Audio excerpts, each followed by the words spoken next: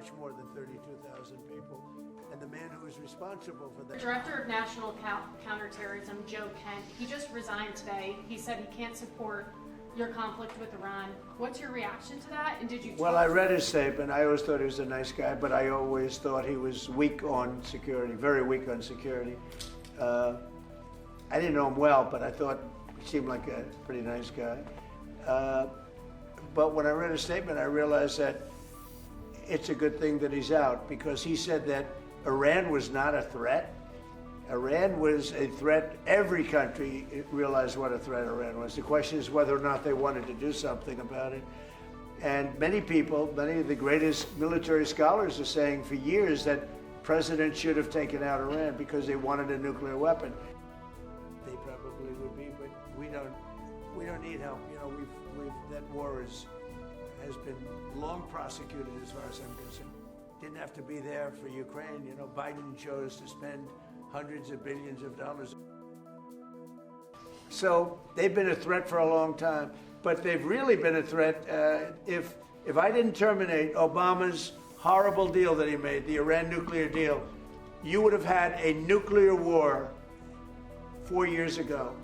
You would have had nuclear holocaust, and you would have had it again if we didn't bomb the site. So when somebody is working with us that says they didn't think Iran was a threat, we don't want those people, because, and there are some people, I guess I would say that, but they're not smart people or they're not savvy people. Iran was a tremendous threat. Hundreds of millions, people forget that. Does anybody remember? Right? You remember. Because the Iranian regime has told Sky News, if you put boots on the ground in Iran, it will be another Vietnam. Are you afraid of that? No, I'm really not afraid of anything. Obama sent that bus back to England. They didn't want it.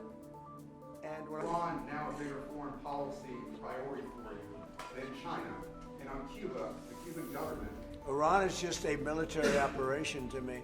Iran is something that was essentially largely over in 2 or 3 days, because the Navy was wiped out almost immediately. The Air Force came next. The anti-aircraft came next. I mean, we're flying over Iran. We could take out their electric capacity in 1 hour. We have all there's nothing they can do right now because everything is knocked out. They have no radar, no anti-aircraft. They have nothing. And we don't, and it was a decision I made. We discussed it, Pete, Marco, JD, all of us, Chris, we discussed it. We can knock out their electricity in a matter of minutes if we wanted to.